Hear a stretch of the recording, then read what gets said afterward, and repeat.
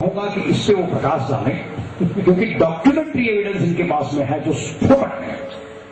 और ये अगला 5 मिनट, 7 मिनट, 10 मिनट आपको हिलाएगा जरूर कि ये और इंडिया ऑन लीज, हम कैसे लीज पे हैं, हमारी आजादी क्या है, एक संक्षिप्त में वो उस पर प्रकाश डालें। ये कैमरा बंद करिए।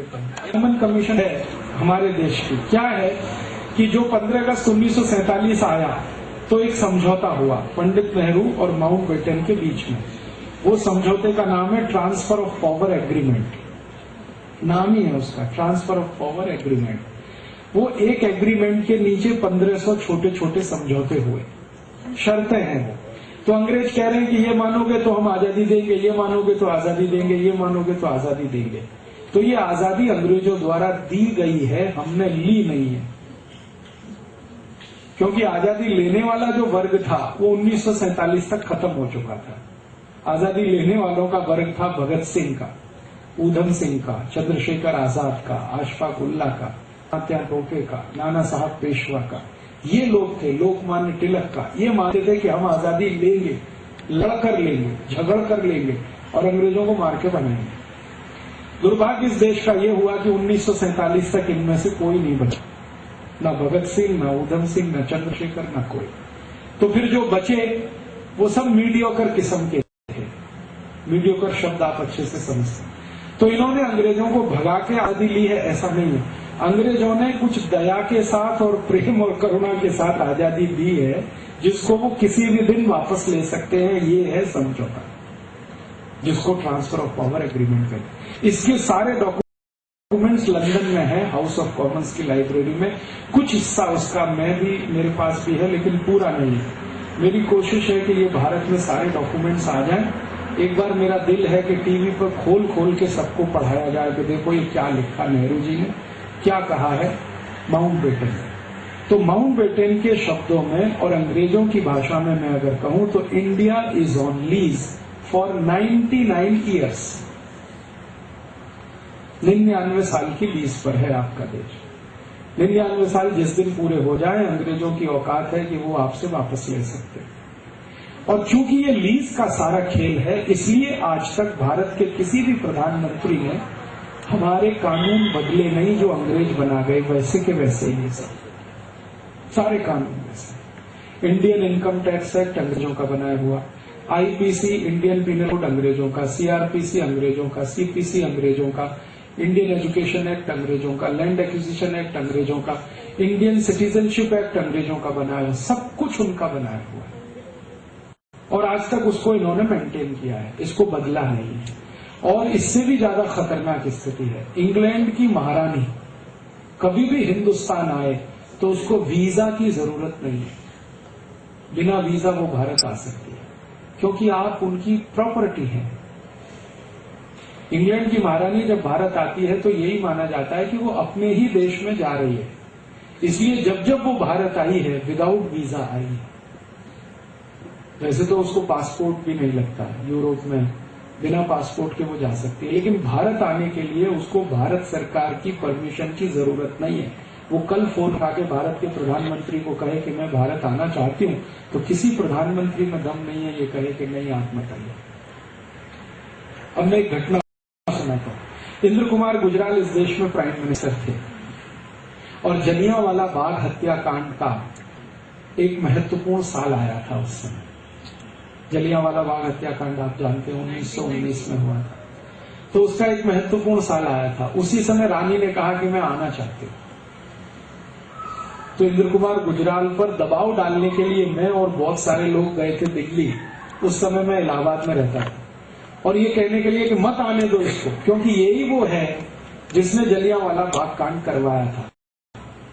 इसी रानी के आदेश पर गोली चली थी और डायर ने हजारों लोगों के ऊपर गोली चलाई थी, जिसमें से सैकड़ों मारे गए। तो इंद्र कुमार गुजराल ने टका सा जवाब दिया था कि मैं ये नहीं रोक सकता, वो आएगी तो स्वागत ही करना है उसका।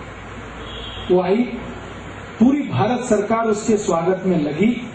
वो रानी गई, अमृतसर गई, और जखे हुए माने जख्म हमारे जो उसने कुरेदे वहां जाके, और उसने अखबारों में स्टेटमेंट दिया कि मुझे नहीं लगता कि जलियांवाला बाग में कुछ गलत हुआ।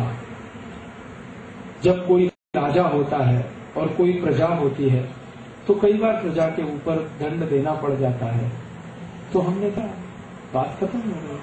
अब आप हमेशा उसको याद करते रहें, ये आपकी प्रॉब्लम है, मेरी नहीं है। ये उसका अमृतसर के पत्रकारों को दिया हुआ बयान था, ये छपा अखबारों में।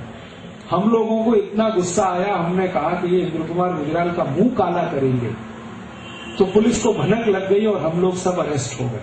वरना हम मुंह काला करने के लिए ही जा रहे थे उसके दिल्ली में, कि ऐसा हरामखोर प्राइम मिनिस्टर है जो देश की इज्जत और सम्मान को दांव पे लगा के बैठा।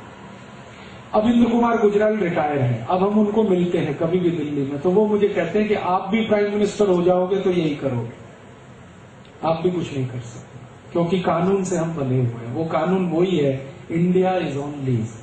तो मैं कहता हूं खुल के कहो इसको देश में, तो कहते हैं नहीं कह सकते। क्यों नहीं कह सकते? बगावत हो जाएगी। तो हो जाने दो बगावत, 1857 में हुई थी और एक बार बगावत हो जाएगी। कम से कम दूध का दूध, पानी का पानी तो हो जाएगा। ये अधकचरे हम लटके हुए तो नहीं रहेंगे। तो उनका इतनी हिम्मत किस में है आज? ये है। अब हमारे यहाँ इतनी खराबी है इस लेवल पे कि सुप्रीम कोर्ट का कोई जज, हाई कोर्ट का कोई जज ऐसा कोई फैसला दे जिसका कानून भारत में ना हो, तो हमेशा वो लंदन के फैसले को ही आधार बना के जजमेंट देता है। मान लो कोई फैसला देना है सुप्रीम कोर्ट को, उसका कोई कानून हमारे देश में नहीं है, तो आधार फिर लंदन से मंगाया जाए कि वहां का कोर्ट क्या कहता है, उसको बेस करके यहाँ जजमेंट दिए जाते हैं। और इसी कारण कोई भी कोर्ट जजमेंट अंग्रेजी में ही देता है, भले वो गुजरात में चले या केरल में चले। इसका मतलब तो ये हो गया कि अमेरिका से भी हम बड़े जोश चला रहे हैं कि हम वहां जा रहे हैं। ये नेताओं से पूछने की जरूरत है। 15 अगस्त मनाते हैं, हर साल तिरंगा झंडा फहराते हैं, 26 जनवरी मनाते हैं, बच्चों को कहा जाता है लड्डू खाने को आ जाओ, वो लड्डू ही है, बाकी कुछ नहीं। वो आजादी तो सब कहीं रखी हुई है। क्योंकि एक काम हम ऐसा नहीं कर पाए इस देश में कि अंग्रेजों ने जो हमारे साथ समझौता कर दिया उसको जला के नहीं फेंक पाए 60 साल में। और क्या करेंगे? वो समझौते की कॉपी यहाँ कुछ है, कुछ लंदन में पड़ी हुई। वो कर देंगे क्लेम किसी दिन, तो आप क्या करेंगे? मान लीजिए अभी उन्होंने क्लेम नहीं किया क्योंकि उनको मालूम है कि उनके देश में जो कुछ वो चाहते हैं वो हो ही रहा है। यहाँ जो कुछ ब्रिटिश चाहते हैं वही तो हो रहा है इस देश में। तो अगर मान लो वो ये तय कर लें आज, क्योंकि उनकी ब्रिटिश जो चाह रहे हैं वो हो रहा है, that is in terms of commerce, value system, all that. What about political उनको लगता है कि भारत को अभी हैंडल कर नहीं सकते क्योंकि फाइनेंशियली बहुत कमजोर है। 1947 में भी भारत उन्होंने छोड़ा तो इसलिए नहीं छोड़ा कि उनके दिल में हमारे प्रति सद्भावना थी, इसलिए छोड़ा कि सेकेंड वर्ल्ड वॉर में इतनी पिटाई हो चुकी थी उनकी कि भारत को साथ रखना उनके लिए संभव नहीं था। हांगकांग का 99 ईयर्स का लीज था तो वो तो उनको देना पड़ेगा। हाँ, तो हमारा 99 साल पूरा होगा तब जाके कोई फैसला होगा, तब तक तो ये पर्दा ही पड़ा हुआ। हिंदुस्तान के नेता बात नहीं करना चाहते इस विषय में। हांगकांग का जो बहस डिबेट हुआ था वो 10 साल पहले से चालू है कि कैसे ट्रांसफर ऑफ पावर होगा, चाइना में जाएगा कि उसका इंडिपेंडेंस रहेगा। So all that thing started happening 10 years back before it was handed over. So I mean this is a very big issue what you say. 1943 में हमारे यहाँ भी स्टार्ट हो गया ये सब कि भारत आजाद होगा तो किन कंडीशंस पे होगा, क्या रहेगा भारत में, क्या नहीं रहेगा। Your revelation, India is on lease, and if India is on lease, it's a big issue. बहुत बड़ा इशू है और ये बिग इशू को खोलने के लिए मेरी बहुत दिल की इच्छा है कि कोई ऐसा चैनल मुझे मिले जो फ्री हैंड दे, तो वो सब डॉक्यूमेंट्स में चैनल पे दिखाना चाहता। या तो भारत सरकार डिनाई करे कि ये डॉक्यूमेंट्स झूठे हैं, तो ब्रिटिश गवर्नमेंट के सामने हम बात करें कि आपके यहाँ रखे हुए अगर डॉक्यूमेंट झूठे तो आप कहो कि ये झूठे हैं। आपने कोई चैनल से बात किया है? किया था ना, आस्था चैनल से। थोड़े दिन उनके यहाँ कुछ डॉक्यूमेंट्स दिखा, उसी में उनको पसीना आ गया।